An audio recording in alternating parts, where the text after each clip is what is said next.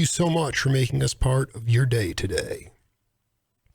My show revolves around the 4 L's: leadership, love, life, and lineage, and the ongoing story of real music made by real artists. One of my guests is walking down the lonely Canadian streets, whistling in the wind, trying to find some clarity, drifting in academia, directionless, and yet so talented. The other, a mass of peaceful volcanism, endless ideas, endless creativity, endless compassion. That's it for the other one, because when these two strangers met, it forged a musical and personal relationship that lasts till this day. One of my guests needed a burst of love through waves of spontaneous variation of chord patterns and progressions, learning from my other guest in Divine Radiance, even in those somber Canadian winters. They played almost every day in a small classroom until the teacher had taught enough and needed to move on. He had more people to teach and love and reinvigorate. They gigged a bunch in Toronto as a trio, channeling music of peace and for peace. The student continued on to become an established figure in the music industry. He was the leader of the world's most dangerous band, which incorporated his music roots of Buffalo Springfield, Bobby Womack, Oscar Peterson, and the British Invaders. He played jingles and sitcoms and made albums of his own. His teacher continued on his own trip in a contiguous orbit, making music of his own, sometimes on the guitar, sometimes on the drums, with its rhythms built inside the teacher's constitution, elevating, getting higher, higher, higher, with series and sequences of ideas and musical messages that have stayed true in his student to this day, as they collaborate with the late great Rashid Ali, Pharoah Sanders, Rock-Alarm Bob Moses, Cheryl Hardwick, and Don Pate. The teacher was once offered an opportunity in the world of entertainment from Phil Ramone and said no. On a silver platter with all the trimmings, and the teacher said no. His music is of divine radiance, of the heart, a language spoken by all peoples, races, creeds, genders, and origins. It spoke to his student, who has long since gravitated to the land of Letterman, which allowed him to play with all the greatest musicians like Earl Scruggs, Donald Fagen, Yoko Ono, Lou Soloff, and of course his teacher. This is why I do my show. Paul Shaffer and Tisziji Munoz, welcome to the Jake Feinberg Show. Wow. Jake, that was fantastic. That was beautiful. Thank you, It's Paul. Paul Shaffer here.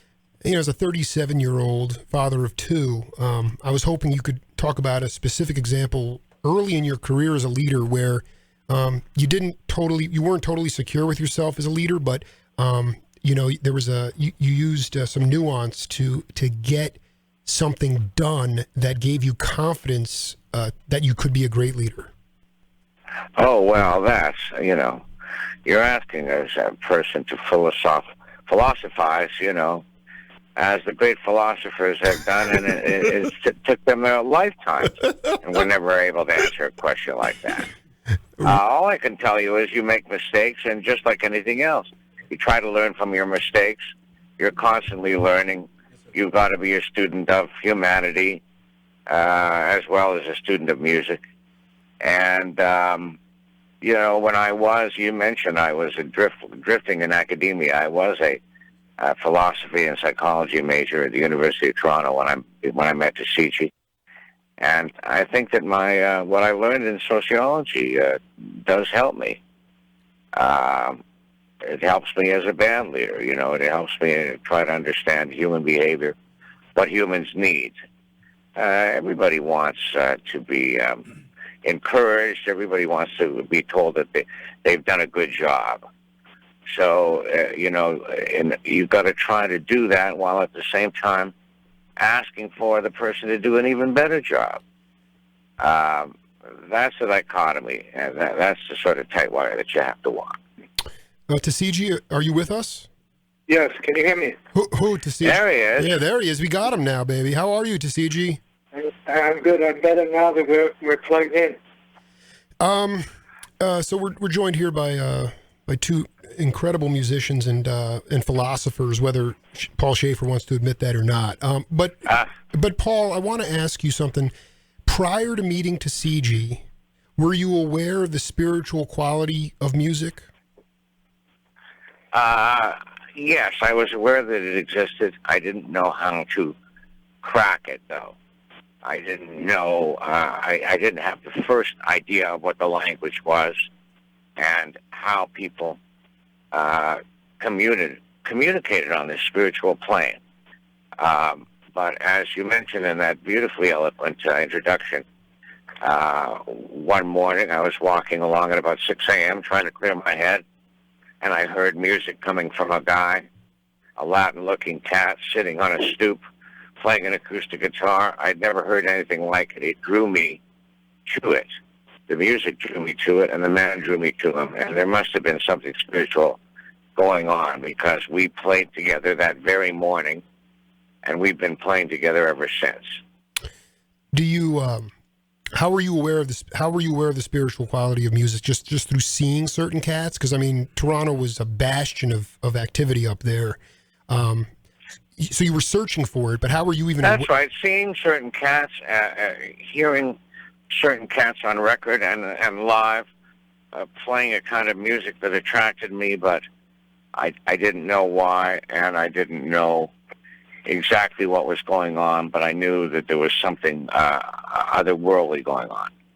I knew that there was a musical communication that was going on that was above and beyond music.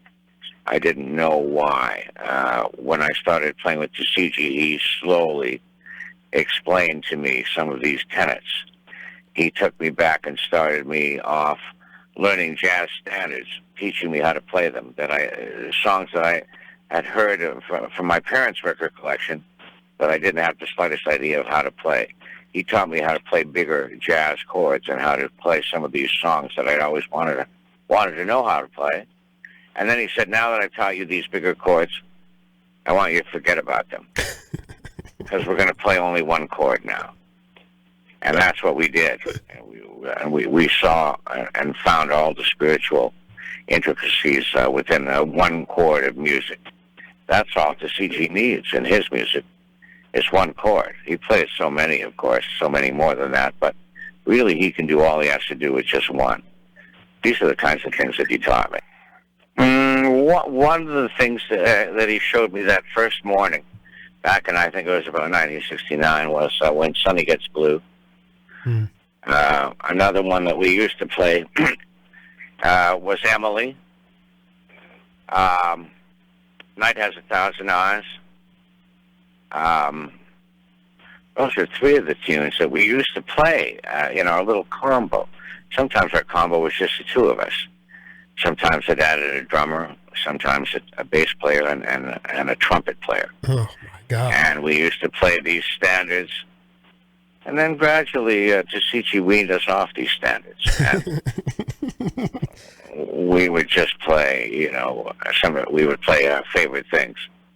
A song that we recorded together, I think, is Favorite Things on this album that we've just made with the late, great Lou Sola. I received a gift from Tisziji, an acknowledgement of a new name, Sem Lodro. And can you talk about this, the origins of the word? Yeah, well, what brings that about in me as a teacher, a certain type of teacher with a certain kind of hearing, so I hear things in people, and I'm saying that since you said you needed me as a certain kind of teacher or an influence, and you said that in a very honorable way, and I said like Rakalam and Bob Sobo and Tom Pesky, I don't influence them, I answer their questions, I respect them in whatever they're doing, and yet when they have issues, they bring it to me, and I give them my take on it. Okay, and so in this case, what you have been consistent with is wanting to know the wisdom. You always want to squeeze my grapes to get the best of things out. And so, to me, that's getting the wisdom out of me. That's what Lodro means, right? The wisdom, intelligence, and Sen means mind and spirit, and that's what you move to do it by the spirit. So you are Sem Lodro. Of my show is leadership, and you've been a leader of a band for close to 30, 40 years now, and I feel like it's extremely important now. There's a vapid quality in our society as it relates to leadership, and I wanted you to talk about some of the nuances that you use as a leader that have been successful with. Well, that's a tough question. The hard thing about being a band leader is that you are halfway between management and an employee. You are a musician creating and making music, one of the musicians. yet you have to represent them with the management, in my case, the management of the David Letterman Show. You've got to give the David Letterman Show the kind of band that they want, yet you've got to give your musicians the kind of creative environment and freedom so that they can create, and the music won't just sound stagnant. So you're in a tough position, and you just have to take each case as it comes and navigate the waters as carefully as you can. Tisziji Munoz is nothing but love. He radiates it. He has had such love for me over the years that the love has been so strong that our relationship, even though there were a period of, 5 years we didn't see each other, we were brought back together. I left Toronto first, that Tisziji did later. We were brought together in a sort of a spiritual bookstore down in St. Mark's Place. We met, we started playing together again right away. There's something more going on here than just music, it's got to be love. I'm not a philosopher, really, and I can barely put two words together. But you put on this album that Tisziji recorded with Lou Soloff, and me and Rock Alarm Bob Moses accompanying. You'll hear the love. It's unmistakable. That's all I can say. I got to jump. I'm really sorry. I hope you guys have a good time together. And are you going to play some? Love always, Paul. Love always, man.